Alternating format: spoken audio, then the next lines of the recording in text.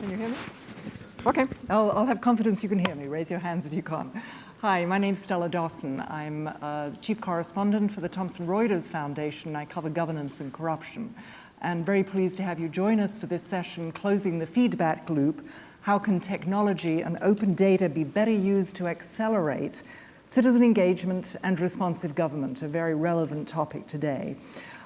We have a very distinguished panel who have practical experience in the field, and I know will bring a lot of interesting examples of how they've used open data and government to improve accountability and transparency. We encourage you to join this conversation on Twitter. It's in both English, French, Spanish, and Arabic. The hashtag is OpenGovNow. We're also on World Bank Live. So please join us in this conversation. We're here today to discuss how we can move beyond that first flush of love that we've had in applying new technology to development problems. We want to explore what is really working, why, how we can capitalize on this, and whether we can scale the successes and make it long-lasting. Over the last 5 years, new technologies have proven to be a disruptive force. They've given voice to many more citizens, and they're proving a powerful democratizing effect. The web and the smartphone are certainly the Gutenberg press of the 21st century. But web portals, SMS messaging, mobile apps are simply tools, and that's something that's very important for us to remember. And they allow us to do interesting things, but they not in of themselves are the solutions. There's no linear relationship and no causality between rolling out a mobile app for citizens to report on a burst water pipe in Tanzania or on the failure of books to be delivered at a school in the Philippines in a responsive government. There's many other steps that go into making the usage of these tools successful. And that's what we want to discuss more here today. As Tanzania found when it did such a thing with a mobile app, only 53 people actually used it to report on burst water pipes, and the project, launched with much fanfare, didn't work. We want to know why, so we can learn how to do it better in the future. What there's been is a bit of a dangerous illusion in thinking that the excitement over the potential of the technology has allowed us to forget, that allowed us to slide over some very important questions. What are the incentives for citizens to actually use the technology? And why should governments even want to listen? Who has access to that technology? And even if you do start building, as Sanjay very eloquently will talk about, new collaborative forums of government, private sector groups, and citizens associations, even if you build these to address development issues in the new era, what are the asymmetries of power that continue to exist within those collaborative forums? And how can technology even be used to address any of those? But most important of all, this is about, can you use the technologies effectively to really help the poor in a lasting and meaningful way? This is an opportunity to examine some of these issues. So to kick off our discussion, I would like to invite Sarah Aviel. She is the US representative to the World Bank, has done some very passionate work on open government issues, to make some opening remarks. Sarah? Thank you so much. It's a great honor to introduce and kick off this panel. So thank you, Stella. And I also want to thank Sanjay for his leadership at the bank in moving this agenda forward, and as well as all of the panelists for being here today. I also would like to thank Ms. Ottesen of the Swedish Cooperation Agency, as well as David Adelberry of USAID, who are here with us. The donor community has been a very strong supporter of this agenda as well. I just got back from a trip with some of the board to Egypt and Tunisia, and it's hard to find a more compelling example of the potential and power of citizen engagement.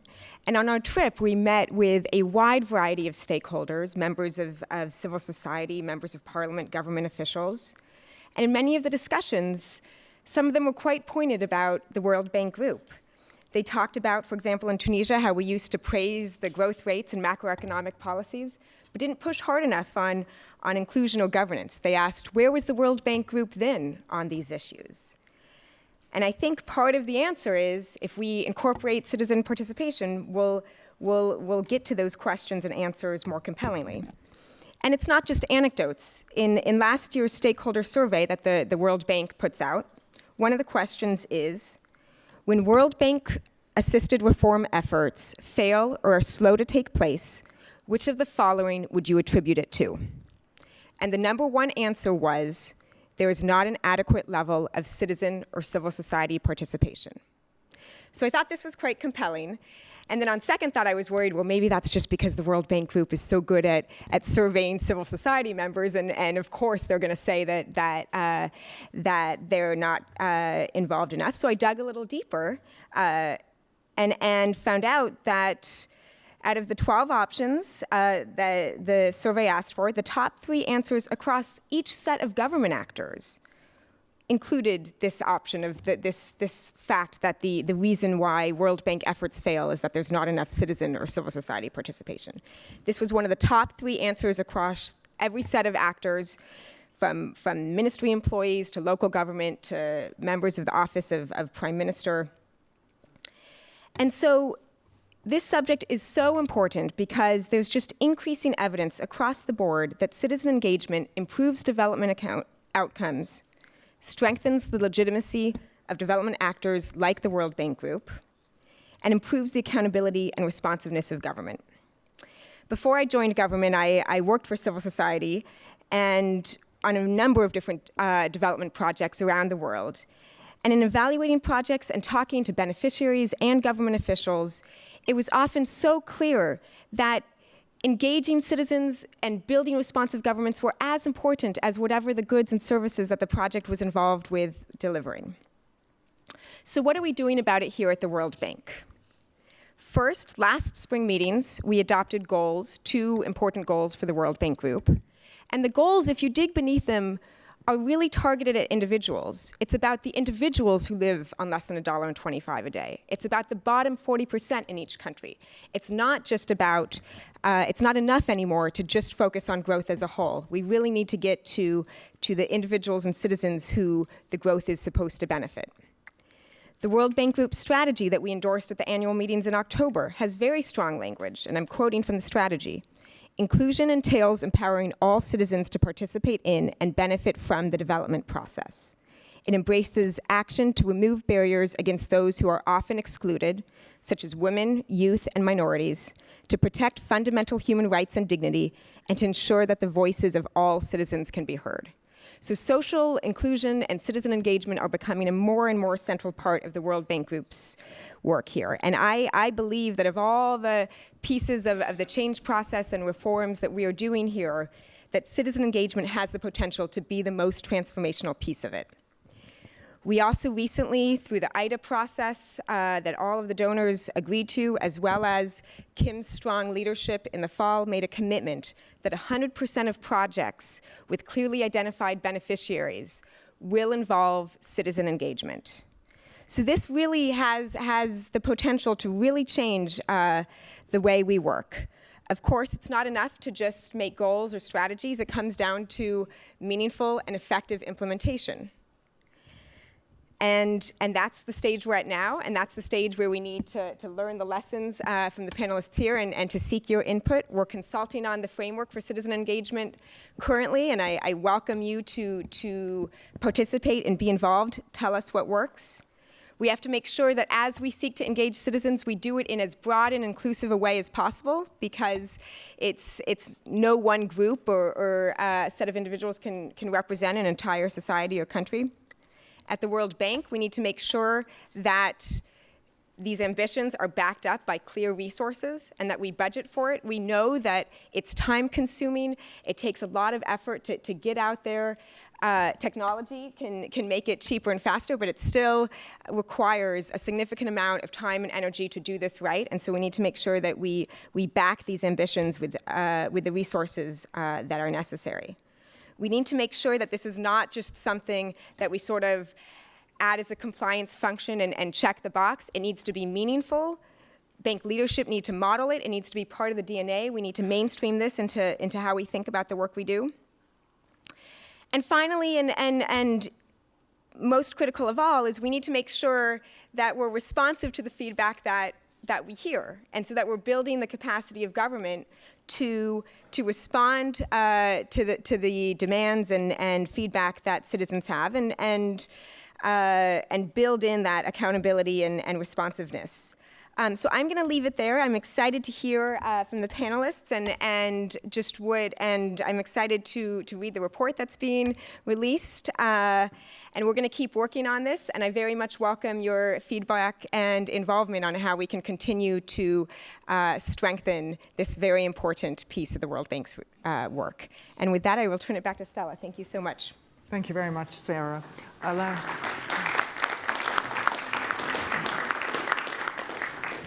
Allow me to introduce the panel, starting from my far left. Secretary Edwin Lasieda is from the Philippines. He's secretary in the cabinet, and he's the spokesman for President Benigno Aquino. To his left is that right? No, to your right, your left, is Ellen Miller.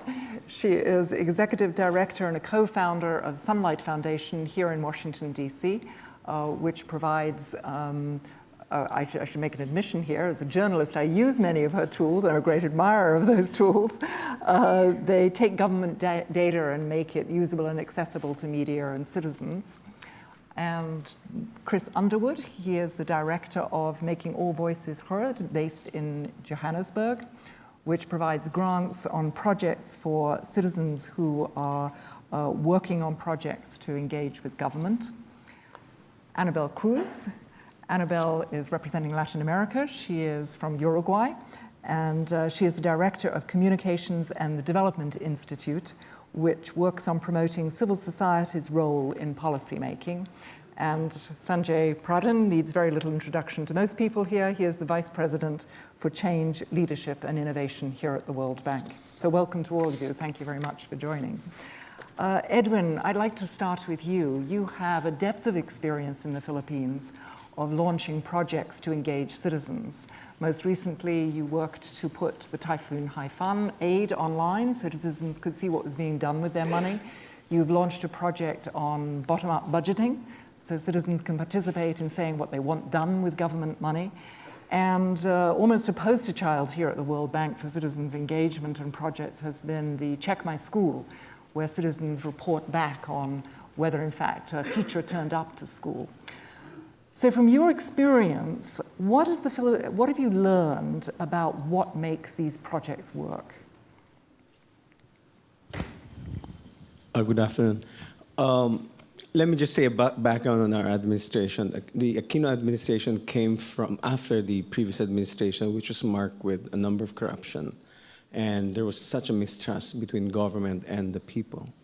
So when President Aquino took over, he promised a campaign of transparency and accountability. And from the start, we started publishing government data on disparate levels. When very recently we launched open data, where we decided that we're going to launch as a policy, executive policy, all government data, which currently are in PDF files.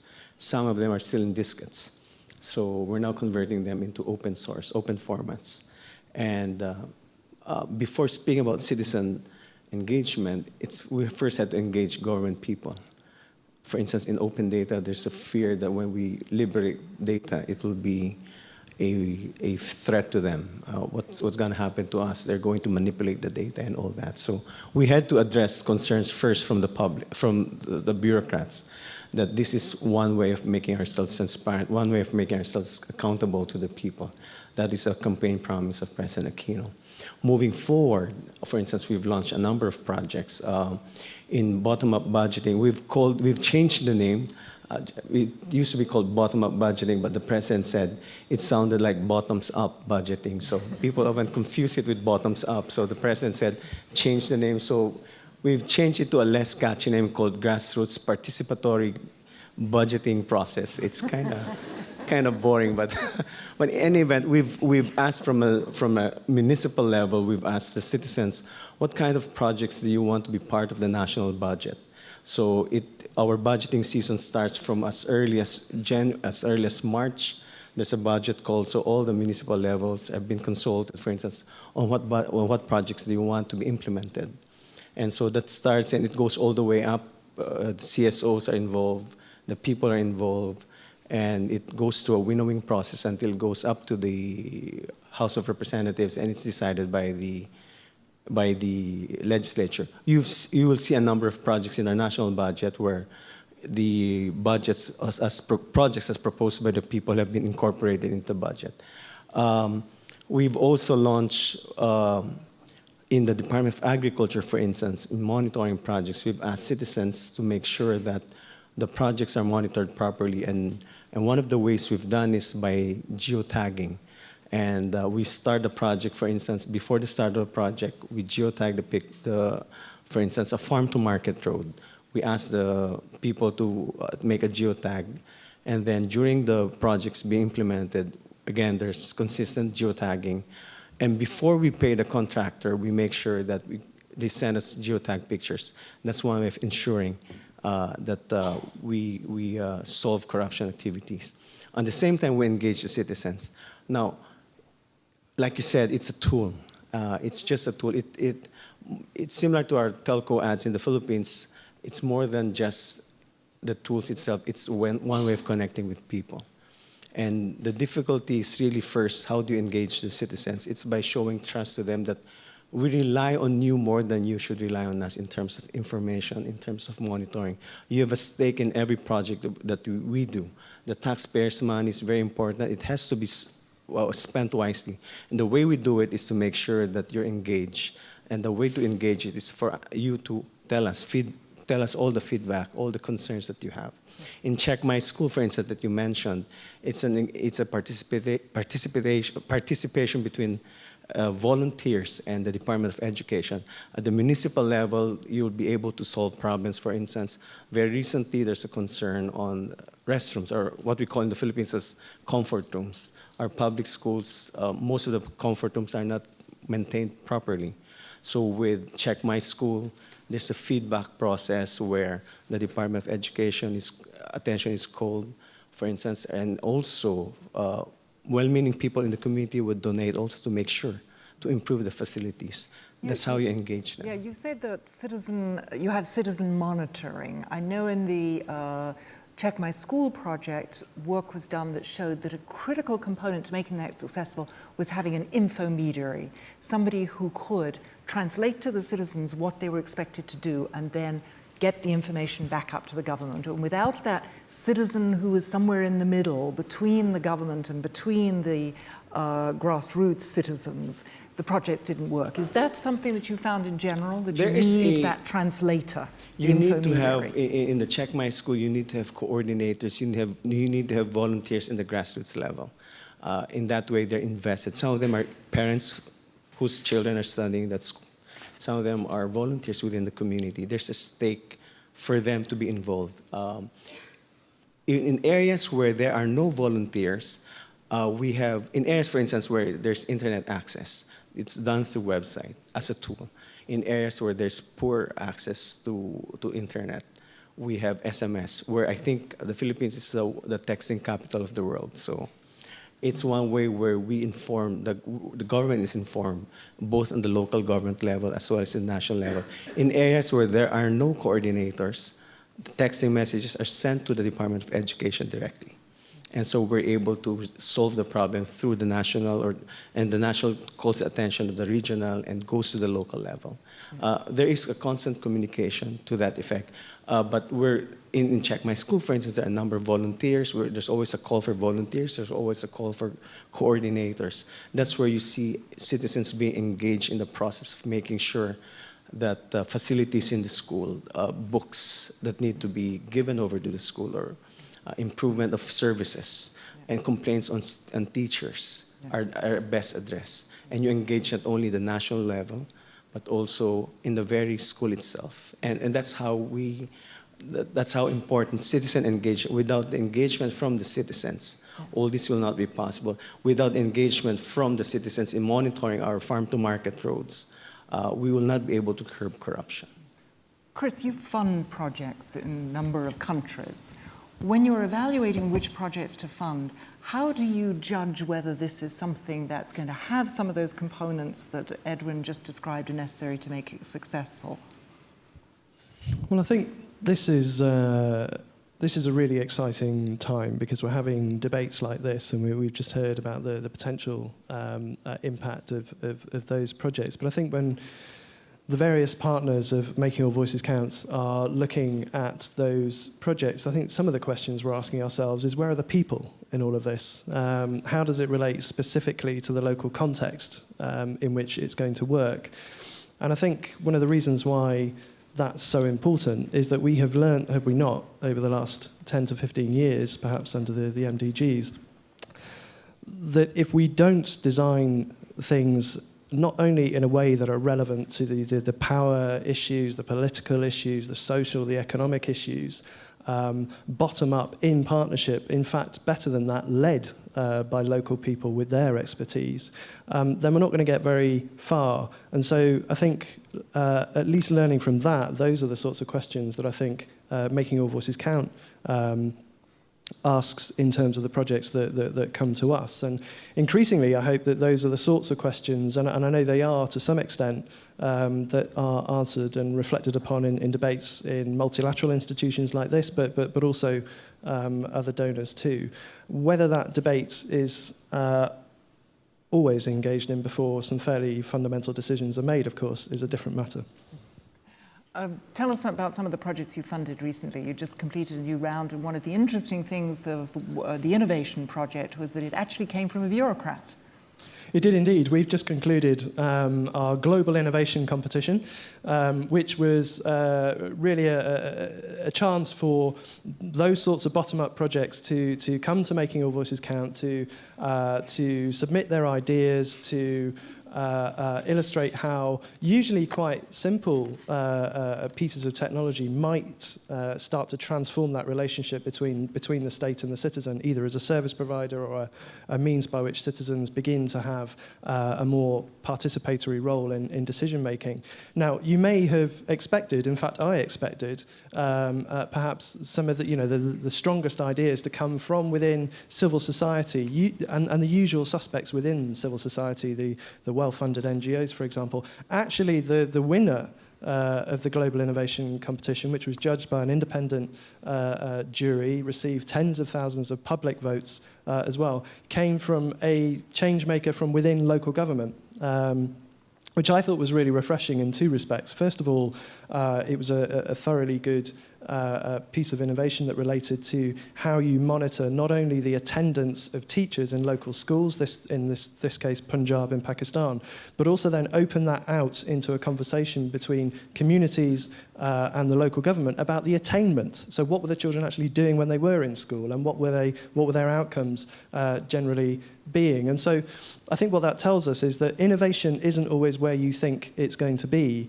I think what it also tells you is that I would say, reflecting on that experience, that some of the best and potentially most transformative projects usually involve collaboration, which is quite unusual. So collaboration, for example, between local government, between civil society that perhaps isn't what we normally envisage it being, a rural collective, for example, a research institute, the private sector. Why are they never part of this conversation? So I think that sort of brokering is also something certainly that Making All Voices Count wants to bring about. But I think it's incumbent on us all to reflect on that, because I think it's a really critical part of engaging citizens. Yeah. Ellen, you've been doing this for quite a long time, building apps for people to be able to mine data that government's been releasing. Can you build it and they'll just come? How do you make sure that it is actually effective?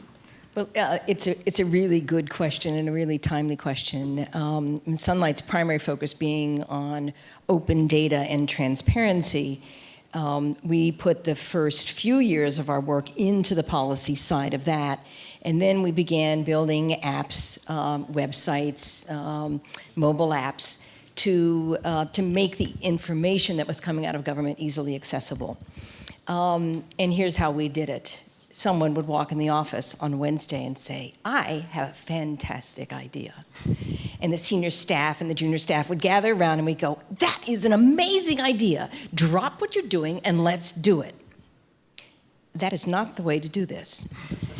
Now, I have to tell you that some of these apps, conceived in just that fashion, worked brilliantly. They have robust numbers, ongoing visitors and users. People spend lots of time on the sites. And some of them were total flops. In fact, when we began to review about a year ago, maybe a little longer than that, what was working really well in terms of the apps we build, we really, took a hard look at it and we said, see this app? That was Ellen's idea, and only Ellen appears to be using it. So we're clearly past that stage. And so what we really did was, in Sunlight, although an NGO, really operated more of as a startup. We've really assessed what we've done well, what we have not done well, and now we're in the stage of how do we do it better. And we've really moved to a process of human-centric design. I mean, it's the fancy word for what my colleagues here are discussing, which is, let's actually ask people what they need when it comes to government information. What a concept, right? You should just develop it around your conference room table. And so we have actually gone back and taken the sites that have been already doing quite well and gone through human-centric design on several of them. So that would be point number one. Don't do it the way Sunlight did it initially. Do it the way we're doing it now, which is actually ask and engage the users. A second point that I would make is really give a hard look to what your expertise is versus the rest of the community. So when Sunlight started 8 years ago, there were not very many people using technology around government data. Technology as a tool for citizen engagement was very young. And what we discovered, again, in this evaluation we did a year ago, is that the actual data we collect from government has been used 10, 20, 50 times more than the tools we have built. We are really good at putting APIs on our data and then letting the marketplace pick it up and use it for either advocacy or policy. That would be a second point. A third point would be figure out in advance who your user is going to be. So Sunlight has always talked about, we work with journalists. We build a lot of our tools for journalists. That is one kind of audience that is a fairly sophisticated, not all that sophisticated, but fairly sophisticated audience. We build it for citizen activists, people who are online already. But we've not been building for the, I would call, average person. We build almost nothing. Well, we have actually some sites now, or some mobile apps for the mobile user. But it doesn't really matter as long as you know who your audience is for what you're building. And so all of that as base time is absolutely critical before you get anywhere, I think. And then my last point would be, it's really important to understand where you're going and who you want to be building for.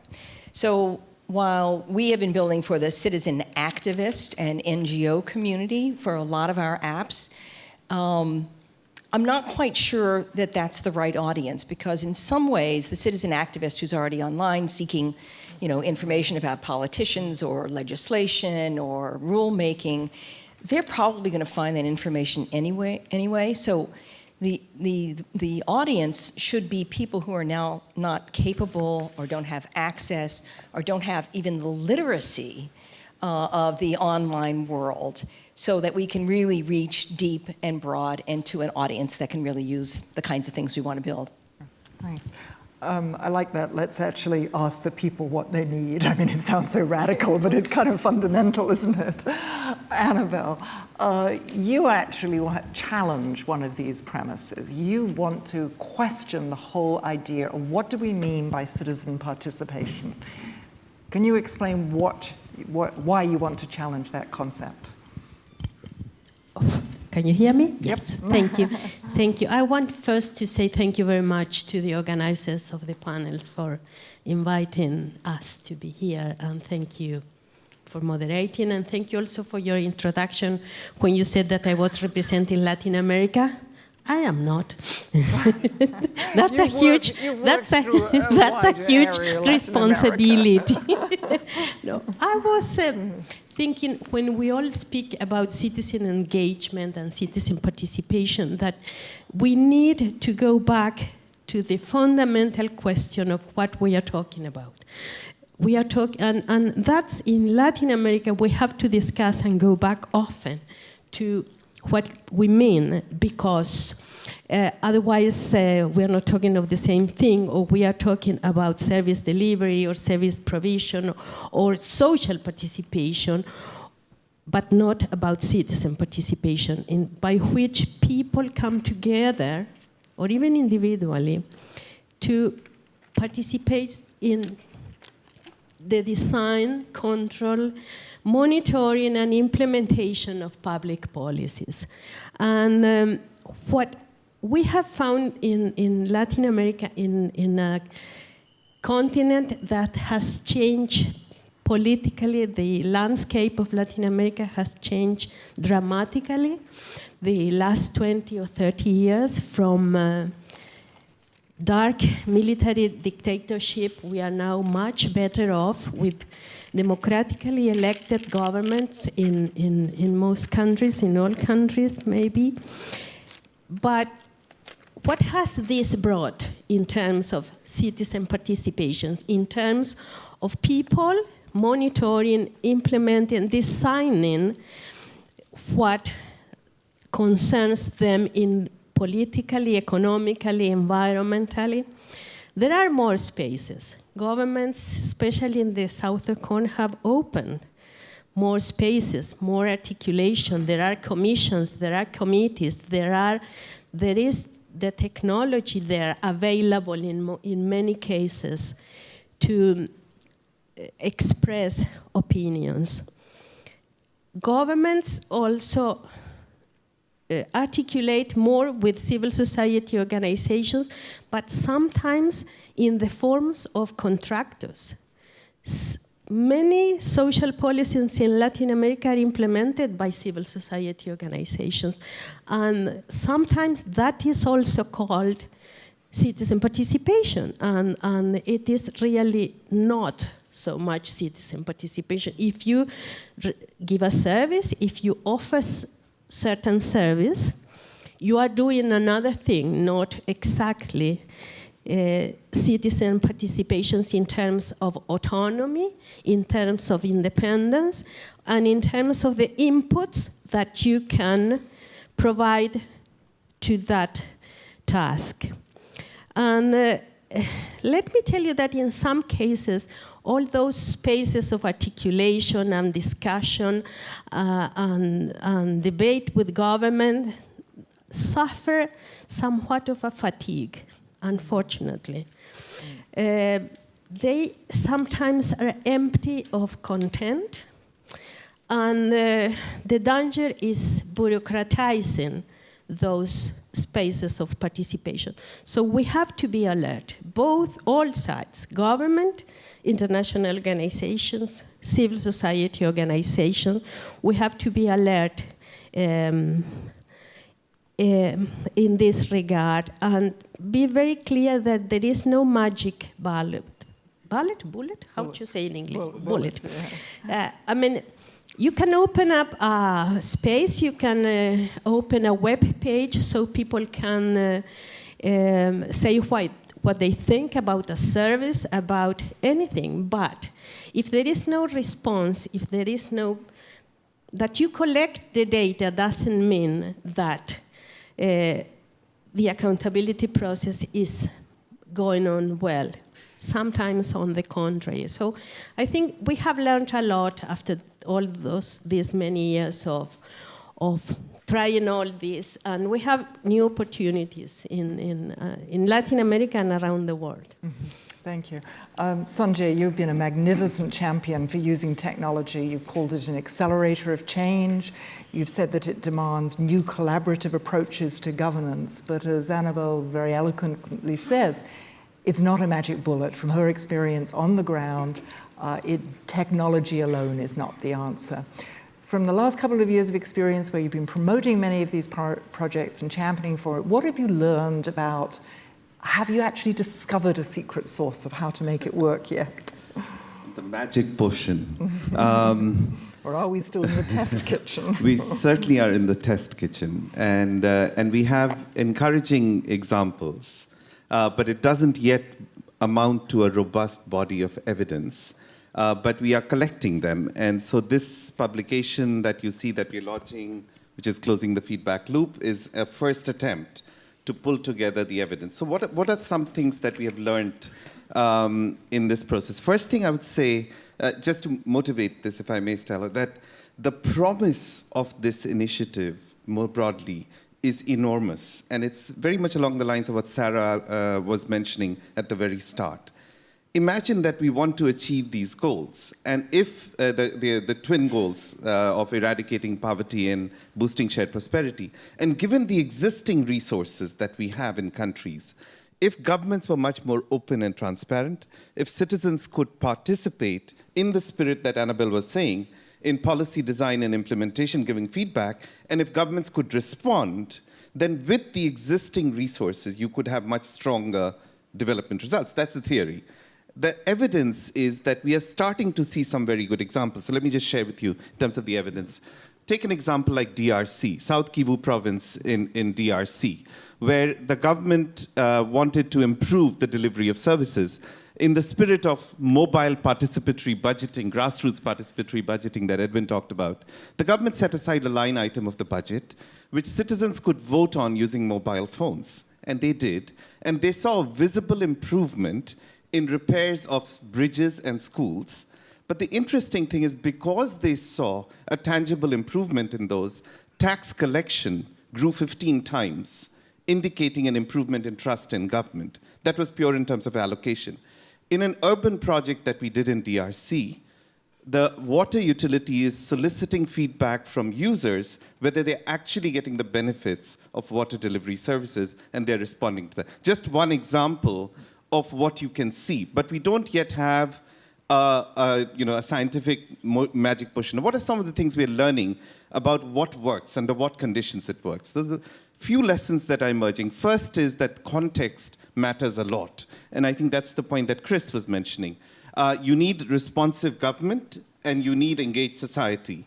And it means that you're not talking about replication, you're talking about adaptation in particular contexts. So this is one of the first lessons that is emerging. The second lesson that's emerging, to your point, Stella, is technology is not the panacea.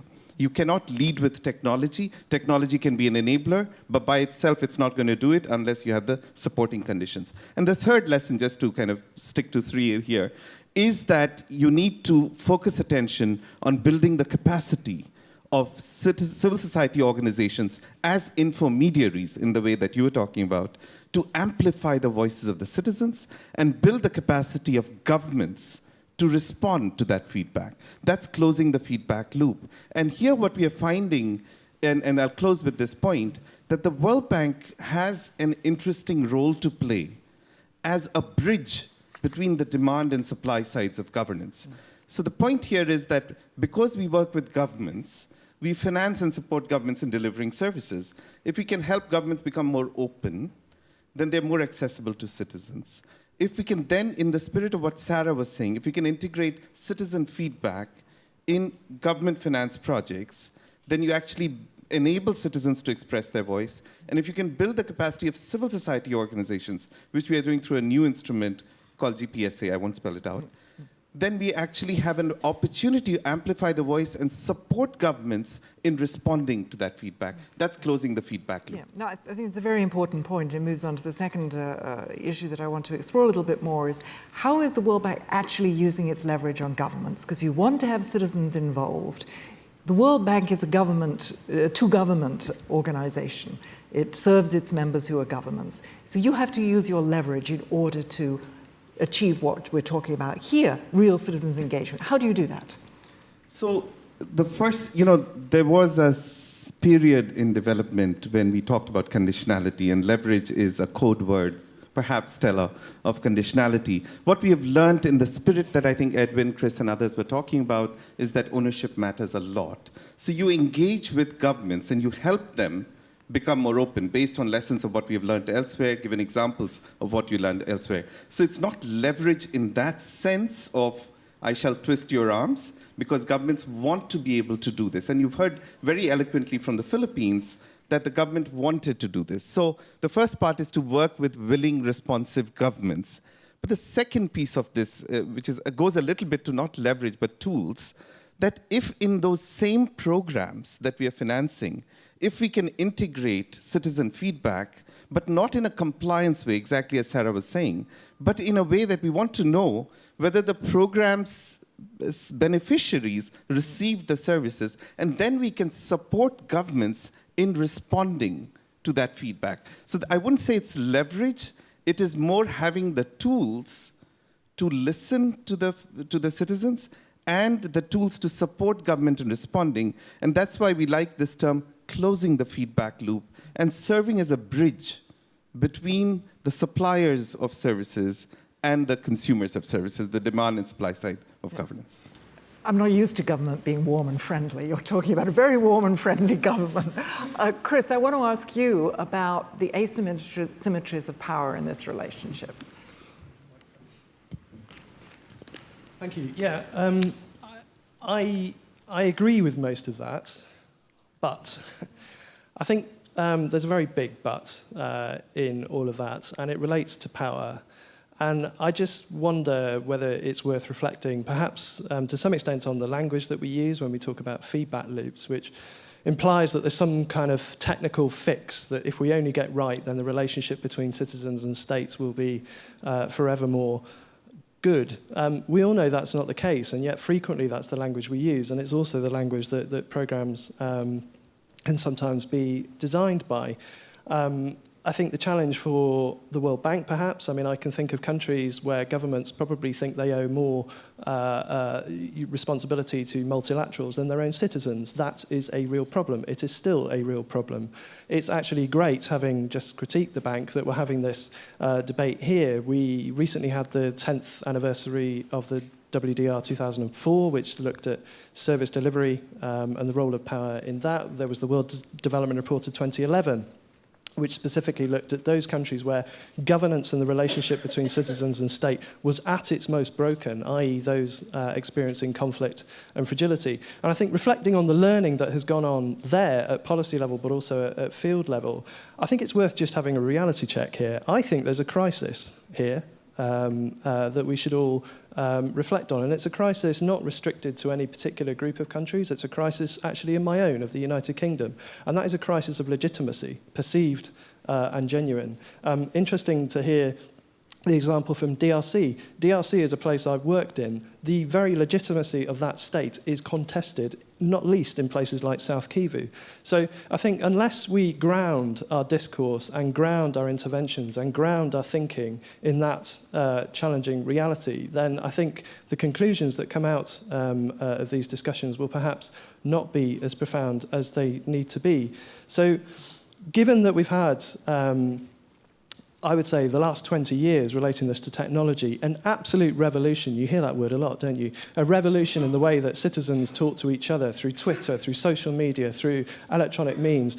Interested to learn that the Philippines is the SMS capital of the world. I was recently proudly told that Indonesia is the Twitter capital of the world, and having experienced their traffic, I can see why. So we've had this revolution in terms of how you and I talk to each other. What we have not had is a revolution in how citizens relate and talk to and engage with and discuss things with the state. We still have, frankly, a 19th century timescale whereby the only interaction most citizens have with their national government is at election time, and that's if they're lucky.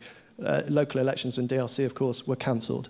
So unless we really recognise the extent of this challenge, the extent of the legitimacy crisis as much as the technical challenges and opportunities, then I suspect this debate, although interesting and enriching, will not get us to a place where we can genuinely have that transformative change, where actually that sort of relationship, the interaction, is the norm rather than the exception. Why have we got governments who sign up to multilateral initiatives about open government and yet close down the space within their domestic polity for journalists, for other elements of civil society? We need to confront these problems and ground our debates in them.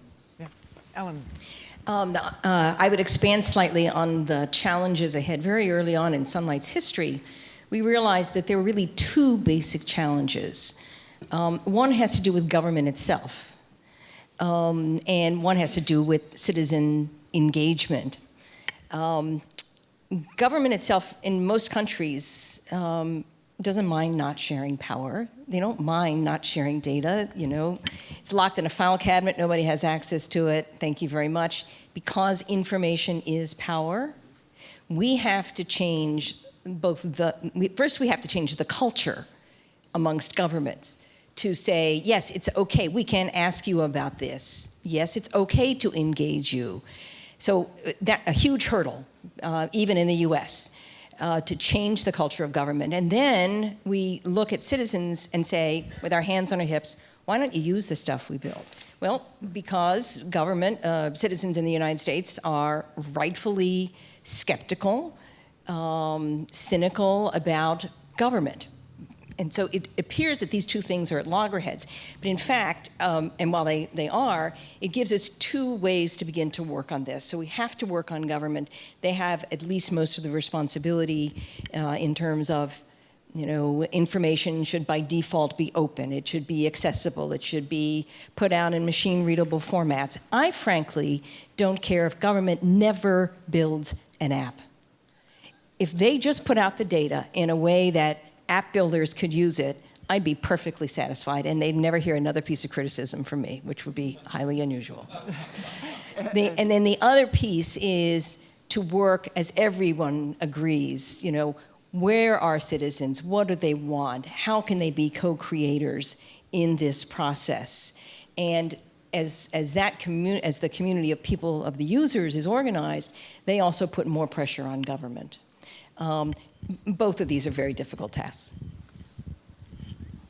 Picking up from Ellen and from Sanjay, on the Philippine experience, Sanjay spoke about closing the feedback by increasing capacity for government.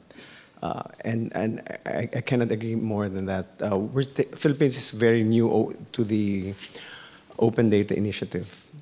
And one of the things that we realize is that, and as Ellen was saying, information is power, is that we don't want power not to be shared.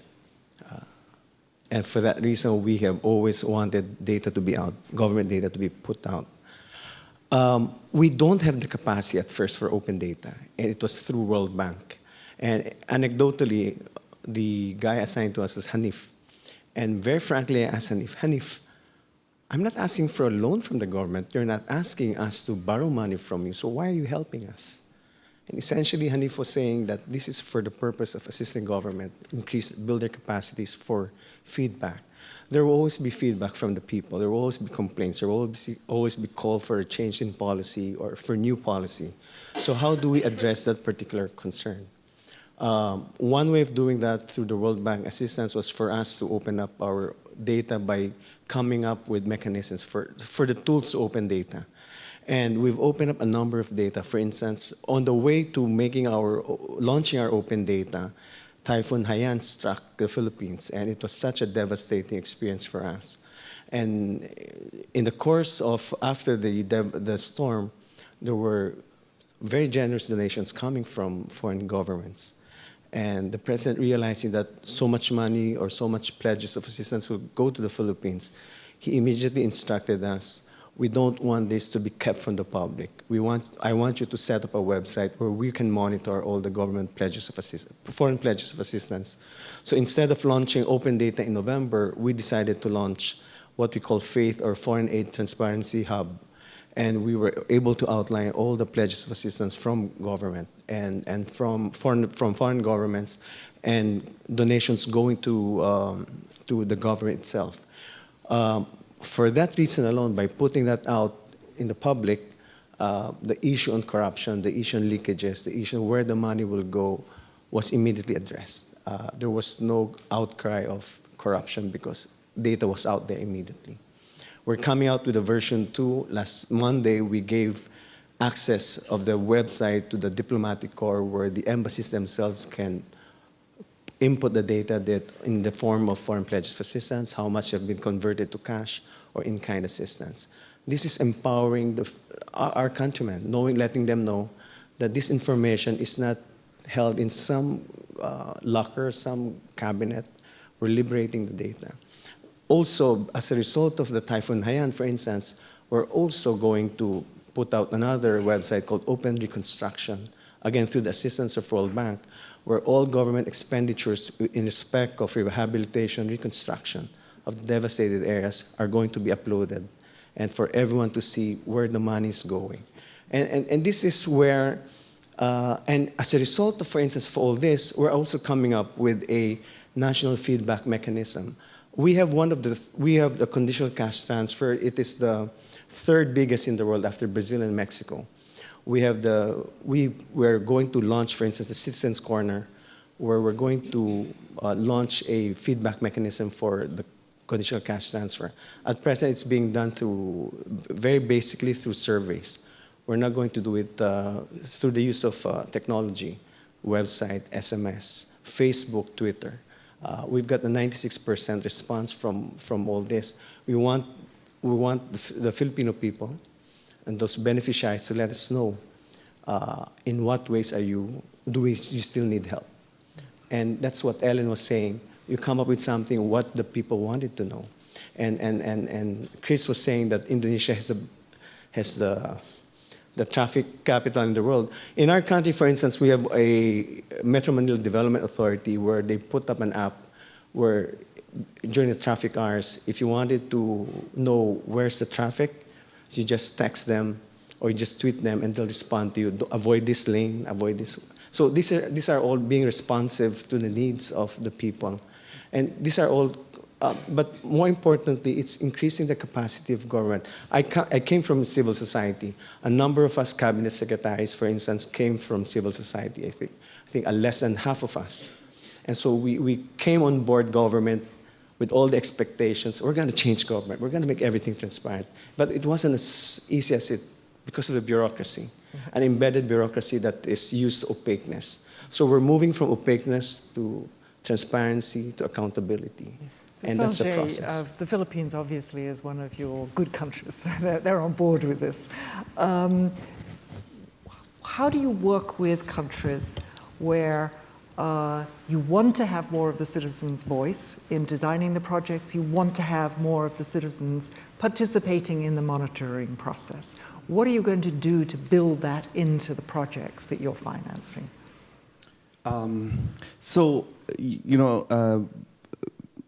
In all the projects that have an identified beneficiary, the goal is to ensure that we build in their capacity to participate in the project design and in implementation.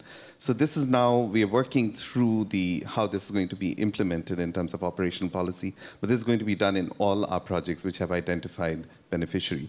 But let me go back to a couple of points that were made. One is, in terms of where you have a government like the Philippines, which is clearly enlightened and wants to do things, and then you wonder, what do you do in other kinds of contexts, right? And that was your comment, you're not used to some of these governments. My experience is that governments are not monolithic entities. So even within a DRC, you will have reform champions, and you will have elements of enlightened government, or people who, and those are the projects we are trying to finance with an assessment. Change agents. Yeah, change agents. And so those do present opportunities. The skill in terms of political economy, I very much agree with Chris that we shouldn't take a technocratic approach. But the art in political economy of client engagement is to find those windows of opportunity, those change agents with whom you can you engage. The other point I wanted to make, which is very much agreeing with what Chris was saying, which is that you have very complicated power dynamics, you use the term. Governments and private sector, for instance, may not want to disclose. So take the area of corruption in contracts, which is the biggest area of corruption in many of our countries. And in that area, there's a very complex power dynamic that people who are contracting, governments and the private sector, have no real incentive to disclose the terms of the contract. So how do you break this logjam? One thing we are working through is, and this is not so much as multilaterals in their accountability to us, we are creating platforms where we bring together government, civil society, private sector, parliamentarians, media, and so on. And we're trying to work through this initiative called open contracting, where there are new norms of disclosure of the terms of the contract. So governments disclose the terms of the contract, private sector discloses the terms of the contract, and we build the capacity of civil society, media, and parliamentarians to monitor the terms of the contract. We're working in 30 countries. Now, the key point is, if each individual agent were to try to do this in an arena of entrenched networks of corruption, where you can have mafia involved and so on, it will be impossible to do. But if you create platforms where change agents come together and find collective action and collective courage, that's one practical way to not be technocratic, but to build the political economy support to overcome the entrenchment. We're working in around 30 countries. Some are successful, some are not successful, right? But those are the kinds of new approaches we need to try to overcome the power dynamics. Otherwise, you get nihilistic. You look at that environment and you say, God, this is impossible, right? And a lot of donors do these drivers of change and political economy analysis, including the World Bank. And you do the analysis and you find, oh my God, this horrible vested interest, you can never move. But then you will be frozen into inaction. And you need practical tools, like looking at windows of opportunity, building coalitions of change agents. And that's the practical way in forward. That's what I want to share. I think that's a very good point at which to open it up to questions from the audience and indeed from social media. There's a gentleman here. If you'd like to make your way to the microphone, that would be great. Hi, Joe Powell from the Open Government Partnership, which is now 63 countries strong after 2.5 years, in which we do believe we have some of the domestic reformers and change agents in government to help deliver some of this. I guess my question is, we have 47 of our 63 countries doing new open government action plans, all of them due on July 1st. Do you have any specific ideas for what you think a government should commit to around citizen engagement that could be part of such a plan, which we can then monitor in terms of delivery? And then my plug, very briefly, is that next week we're launching the first Open Government Awards, and the theme in 2014 is around citizen engagement. So all 63 OGP countries are eligible to apply. The awards will be made at the UN in September, and I would really just encourage government representatives here and civil society to think of innovative ideas in citizen engagement that could be part of the award now, process. Please. I think that was for you, Sanjay, was it? Sure. Joe, the only part I would say, there's a lot of work on both sides of the equation, on governments becoming more open, and a lot of work on the civil society side to build the capacity of citizens to respond. I would think that if there is a way to ensure that governments are not only committing in their action plans to being more transparent and to engaging citizens, but to respond to the citizen feedback. I think that commitment is crucial, because I think some of my colleagues were mentioning this in their responses.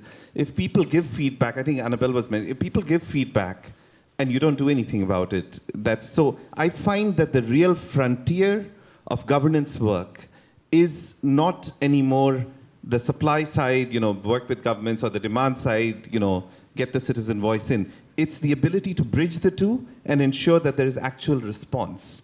And that's where the real frontier is. And if OGP action plans can actually build a credible commitment and some monitoring mechanisms to ensure that this is being done, that would be really powerful. Annabelle would like to add to that. I wanted to talk here because I have been very much involved in the OGP process in Latin America, or in the open government process, in the evaluation of the action plan of Uruguay. And I think, first of all, I think the OGP is an excellent, enormous opportunity that all the sectors, government and civil society and international organizations, have to advance in this agenda.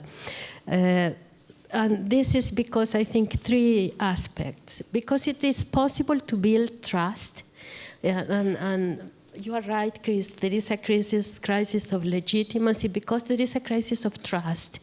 And that has to be, that's the responsibility of government, but also of civil society organizations we have to be more transparent and more accountable to all our stakeholders.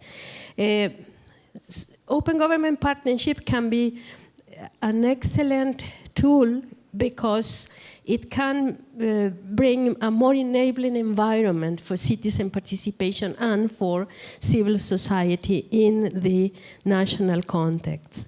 And because of these commitments that are clear, and that's the point. The commitments and the indicators have to be clear, measurable. If not, I mean, the action plans can be so loose that it's very difficult to evaluate the advances. So that's one of the challenges, and I think it came up in most countries in Latin America and maybe in other parts of the world too. Thank you, Stella. Thank you. Oh, no, I've got it. I have a question here from our social media input. This is from Rohidin Sodarno in Indonesia, and he wants to ask about or she, I beg your pardon. I want to ask about the model of engaging citizens to leverage responsive government. Is there a model from another country, and how can we start this model? I think perhaps, Edwin, perhaps you could give a couple of pointers for countries that citizens that would like to see their governments engage much more with the citizens. What would be the pointers that you would give to somebody in Indonesia? Well, I think in the Philippines, we were fortunate to have a president who's open, whose campaign platform is transparency and accountability. But for other governments who don't share the same kind of principles, maybe perhaps engaging them on a granular level, on the municipal level where they are. I think that's where citizen engagement can come in. It's not too difficult for citizens to come together and discuss matters within the local level. Mm-hmm. And perhaps from that particular experiment, you can bring it up to a higher level. Our models may be different from one to the other. It depends. For instance, in our country, for instance, we're fortunate to have a political leadership that is very, very open to reform. And that's perhaps the blessing for us in the Philippines. But again, we have encountered, our past experience was not so. Yeah. We were under a dictatorship. We were under a very corrupt leadership. And through all those stages, we continue to push for reform. But perhaps you're a very good example of somebody who did work at a citizens level and eventually ended up in government. So perhaps that's the message too, that by being a citizen activist, you can actually end up the leader. Yes, Ellen, Stella, just one thing. The Philippines does not have a Freedom of Information Act yet, so far. There's a FOI bill in Congress right now. What we have decided in the executive branch was to engage our legislators. What we've decided is, instead of putting out an open data bill, we decided to marry both FOI to open data principles and open data, so that the supply side and demand side will be married together, so there will be no issues, for instance, from the FOI advocates that they're saying that government just wants to publish information that they, for propaganda purposes. Mm-hmm. We're taking away that argument. We're saying, look, we're gonna publish all data that has been cured, and we're also giving you the right to come up with demands for information. I have a gentleman here who'd like to ask a question. Yes, if you'd like to go to the microphone. I just wanted to make a quick comment. My name is Miguel Schloss. I'm from Chile. Hi. I agree with all what was said, even the points that were contradicting each other. In fact, if there is one and only one thing that I can generalize when I see around the world, is that all the countries in the world are exactly the same. They're all different from each other. And unless one understands the problems of a particular country, it's awfully difficult to come up with a good solution for citizen involvement, feedback, etc. In fact, in the days when I was in TI, we did some experiments, and afterwards we evaluated them in terms of the impact, etc. And basically, a number of findings came out, which I thought were interesting. The first one was these systems that we have operated, and we made the study on Argentina, Colombia, and Panama, they tended to work better in the places that were more open for this. I mean, the rain dance works better during the rainy season. This tells you something about the limitations of these mechanisms that are created, etc. And these have to do, they are different from country to country. They have to do with vehicles of contestation. They have to do with checks and balances and things of that sort. That's number one. The second lesson, also interesting, and I would like to have your reactions. Not of Annabelle, because I think I'm on that same wavelength, no? But maybe. The second point, which is different from what I seem to have heard, is the issue of capacities. That some of the things are so technical, so difficult, that even the government, when it comes to public procurement, don't understand what they're looking at. And unless you have a way of intermediating and putting in a very selective basis the technical know-how, you are not going to do anything. And the capacity building is a long way to probably nowhere. So that's the second. And the third, be careful, and last point, upscaling. Yep. I hear a lot about that, but it doesn't work, and you have to restructure your whole vehicles to do that. Thank you. Any comment on that? Thanks. Would you like some quick responses? I'd like to make sure that we get a few more opportunities for people to ask a few questions. So there's a gentleman at the back there, if you'd like to ask a question. There's a lady at the back. Oh, sorry. Yep, please go ahead. Thank you. My name is Donia Aziz, and I'm a former member of Parliament. And I was really glad to hear Mr. Pradhan bring Parliament into the closing remarks that he made. I feel that in all of the discussions that we heard this morning, it's wonderful to have these apps, it's wonderful to engage citizens, but I always thought that closing the feedback loops were actually through the elected representatives, who may or may not be in government. I mean, there is going to be a large number of people you have elected who are in the opposition, who are actually the ones who need to be the recipients of information, to actually not only legitimize democracy in places where democracy is faltering, but to actually help the members of Parliament deliver for the people who voted for them. I have one question/comment about how the World Bank feels it is or is not effectively engaging with members of Parliament. I've been involved with PNOB for a number of years, and it's been almost like pulling teeth. We still do not know in most recipient countries what the World Bank is funding until it has already funded it and something has gone wrong or the project is closing.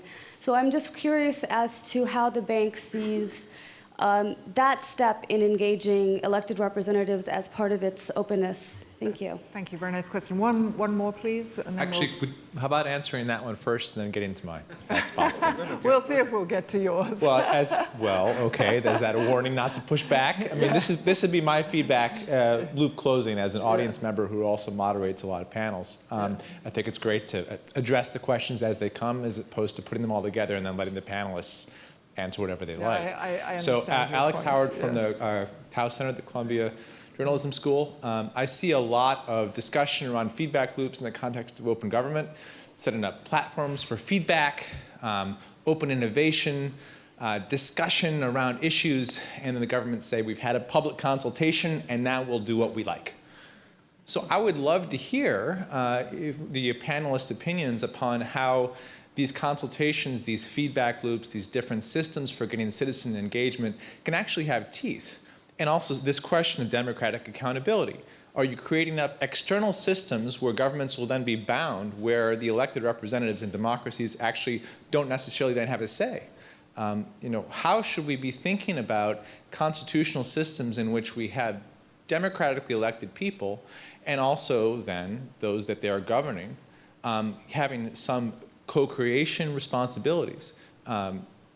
I'd love to hear some comment on this because it seems like we might be circumventing the democratically elected governments in giving these other systems teeth, or creating transparency theater where the democratically elected governments then say, thank you for weighing in, we're now going to do what we think is best. Great. No, a very good question. Thank you. Chris, I think you would like to address the first questioner. Yeah, well, several of the comments that were made. I mean, I think reflecting on both of them, perhaps your last, in fact, both of your last comments, it strikes me that we can either envisage development, by which I mean human progress, the development of democratic accountability, the development of strong institutions in which people can fairly hold their institutions to account and indeed participate with them. We can either see development in that way, or we can see it in terms of a series of unconnected, disparate projects that don't last very long. and are foisted on people without attention to the local context, which I think was part of the point that was made by the former parliamentarian. I think if we're going to see it through the lens of the former, then we need to reflect on how long does it take for change to happen. Given that we are in the World Bank, and I referred before to the World Bank Development Reports of 2011, they talked about change happening over a course of 3 decades. How many development projects do people know of that last 3 decades? And the reason I say that is not to advocate making your voices count, or for any other initiative for that matter, to last that long, but for us to act in concert over that period of time in order to stand any chance, really, of affecting that sort of transformative change, that normative change, rather than simply using the technology of the day. In 30 years' time, who knows what technology is going to be? But what we do know is that simple, straightforward challenge of democratic accountability of that relationship between the citizen and the state will still be here. So that is the way I think that we need to start envisaging the problem and the challenge. And with that in mind, addressing Joe's comments or question, asking for feedback in terms of the Open Government Partnership, the independent reporting mechanism of the OGP recently found that a number of participating countries of the OGP effectively were instrumentalizing it, in the sense that they were members of it and very proud members of it externally, but were happily closing down civil society space domestically.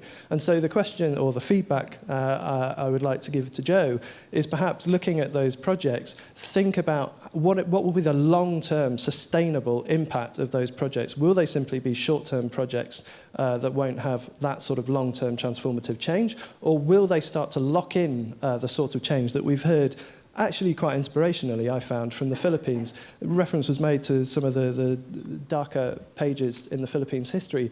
I hope very much, God forbid, that that never happens again in the Philippines, but it will happen in some countries. And so how do these initiatives actually survive changes in governments? It's not within, there's no incentive for political elites to consider their own mortality, but mortal they are. So anything that we try and do long term, I think, has to take that into account as well. Yeah, I'd like to also address the question of we've talked rather monolithically about government.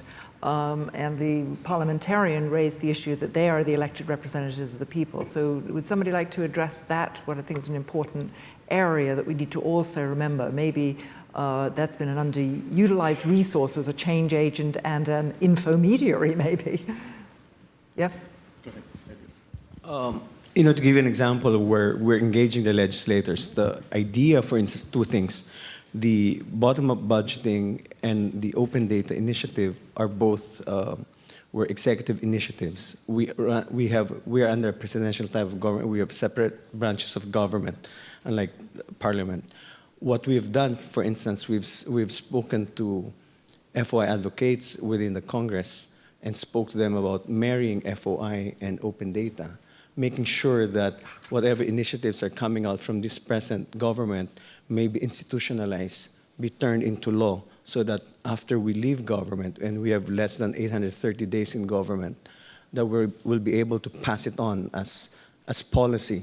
Because if it remains as an executive policy alone, it will change with the next government. So we've engaged the legislators to make sure that let's come up with an open data FOI law. Let's come up, for instance, with a BUB, or the bottom-up budgeting law, so that this will now become institutionalized, making sure that citizens' participation will continue beyond our administration. That's where we have very good working relationships with the legislative branch of government, and that's how we always engage them. In the areas, for instance, of FOI, there's a concern now from the congressman about publishing their own statement of assets and liabilities and net worth. We in the executive branch, we just publish our statement of assets and liabilities and net worth. That's a concern for the legislators, so we try to convince them. We work with each other, for instance, on that particular problem. But overall, the important thing of whatever reforms we're doing and being started by this government will not last if it remains an executive policy. It's good if the next administration will be from the same party that our president belongs to, but if it doesn't come from the same party, that will be a problem. And so right now, we're looking at 2 things. How do we institutionalize the reforms under this government? And how do we continue to engage people, the citizens, making sure that all this will more or less acquire a permanent status as we move from administration to administration? Yeah. Sanjay? So just a quick point on the 2 points coming from Alex and I guess Donia on institutions for accountability and whether we are bypassing them.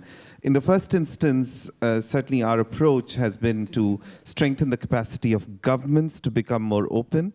And then we have a very rich program working with parliaments to build their capacity to oversee budgets and procurement and so on. So that's a little bit different than building parliamentary capacity to oversee World Bank programs. This is more truly building domestic accountability, the capacity of parliaments to oversee government operations, to oversee budgets, to oversee contracts. And so that's a big focus of what we do. We have a very rich parliamentary program. But this other part about direct citizen engagement, one way to look at this is that given that you have different degrees of effectiveness of parliaments in different countries, while we are working to strengthen that, you can't rely exclusively on that. So you also need to build the capacity of this direct engagement so that you get this information. But listening to those 2 comments, I actually realized that there is a gap that we need to fill, which is the information that's coming from these kinds of citizen engagement programs needs to actually link back into parliaments. And that we are not doing enough. So just listening to you, I think that's something we should be working together on. And I think that's an important insight. Ellen? Just kicking off Alex's question, what Sunlight does in this field, we have put most of our marbles in the basket of working with CSO organizations. Because administrations will change. We have a lot of promises when it comes to open data, open government, all kinds of things, but promises are not even executive orders, which can be reversed. And so it is very important to build up the intermediary for true citizen engagement in the CSO sector so they understand what is the principle behind open data? Does your government endorse that principle? Does it implement according to that principle? And our newest project is in the area of political finance transparency, which is woefully inadequate in almost every country of the world, including the US. But again, understanding those principles, building in a civil society sector that can continue to push government after the current one moves on is very important in this. Just a couple of things from Twitter. Horia Mashur said on Twitter, we as citizens want to know what the World Bank has done to fight corruption. I think Sanjay has addressed that a little in discussing open contracting, and there's a number of sessions that the World Bank is having tomorrow on corruption issues. Does the World Bank think citizens can take their future into their own hands? From online in French. And Ingrid Reinton from South Africa, can a dashboard system be developed which allows local callers to get monthly information on issues that they've logged in the area they represent? I think this is trying to find updates of when you post something, be it on an SMS or a website, how do you actually find out if anything's been done? Any experience that you want to discuss on that? I think this goes to the issue that Sarah was talking about, that it's not just a matter of getting the citizens' feedback, it's important that you put the resources in to actually do something with the information. I think there's a gentleman in the back there.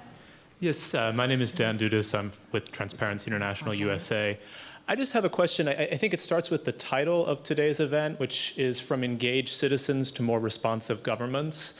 And I think my question goes to the fact that in a lot of countries, I think presupposing engaged citizens is a large supposition. And so the real issue may be, how do you engage citizens? Because at least if you're talking about in democratic countries, once citizens become really engaged and really make their will and their desires known, usually you're going to see some response from the government. I think the situation in Brazil last summer sort of is an example of that. And I think more specifically about the situation here in the US, and I'd like to ask Ms. Miller about this. She has an excellent tool on her website that allows you to look at donations to campaigns. And then if you look at polling, most Americans, overwhelming majorities, believe that there should be some sort of campaign finance reform. And while they believe it, and the information is even becoming more available, people aren't really, they think it should be done, but they're not really engaged on the issue. People won't take the next step of making this a priority. So how does civil society really then engage citizens to the point where they really do make their will known to their elected officials? That's a really good question, and it's been a career question for me personally. And there are not easy answers, but I think one of the things that we didn't discuss today is that for citizens to be engaged, the issues they want to engage on have to be salient. It has to have meaning to them. And I think when it comes to political, how we finance political campaigns in the US, people get the problem, but they do not understand that there is a solution, and they are rightfully cynical that the government would ever adopt a solution that would displace the powerful few who fund political campaigns. And so that is a particularly difficult one. But the lesson from that is when governments engage in this, that the issue has to be salient, it has to be of interest to the citizens. And I think we have to convince government to at least some degree that it's more than just the principle of being open, that there are advantages to government to be open as well. I'm not as good on those arguments because I think government data should be open by default. It's our data after all. And so I'm not into the economic arguments, but many people are, and I think those are compelling to governments as well. Annabelle, and then we'll wrap up. Just two comments on what has been said or asked. How do you engage citizens? I don't think we engage citizens. Citizens engage themselves. Citizens are engaged. And the question is to listen and to listen systematically. That's the most important option that we have, not only governments, but also civil society, because there is a gap between what's happening in the streets and the leaders, be it the governments or even at civil society level. So to close those gaps, it's a responsibility of all the sectors. And something that Ellen said, it's something like it's better to work with CSO because governments change. CSOs can also unfortunately disappear after 5-6 years, after 10 years, or sometimes even less. There is a challenge of sustainability for civil society and funding for civil society that it's another element that has to go into the discussion. What do governments do? What does the World Bank can do to make that civil society around the world is more sustainable, and there is an enabling environment for organized forms of civil society to work in long-term projects. Thank you. Thank you. I'm afraid I'll have to wrap it up here. I think it's very interesting issues have been raised, and I hope you'll continue the conversation outside afterwards. A couple of takeaways that I have of just many that have been raised. That there is a credibility gap. There is a need to try and find ways to bridge it. That we need to, let's ask people and listen to the answers. Whoops, sorry. That consistently has been coming up. We need to build into government resources in order to listen to that feedback and respond to it. But also, a very important point that Annabelle just made, if you were going to engage more with civil societies in part of this process, they also need sustainable ongoing funding. I know that's a critical issue for many civil society groups right now. Including Parliament as parliamentarians as the elected representatives of the people. They need to be built into the process too.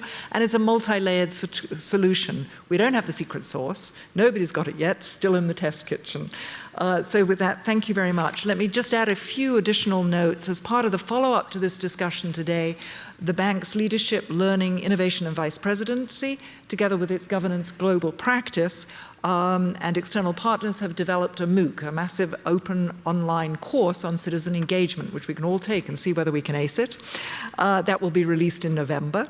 The idea is that it will engage people globally on what is citizen engagement and how to participate in it and lead in improved development outcomes. So look for more information on that. And secondly, I'd also like you to invite you to continue this discussion tomorrow, April the 10th, from 4 to 5:30 p.m. in the I building on the second floor, where there'll be a discussion on mainstreaming citizens' engagement in World Bank operations. So we can continue to pick up on many of the points that have been made here. And if you'd like to continue the discussion outside, we have refreshments outside the auditorium. Thank you very much for your time.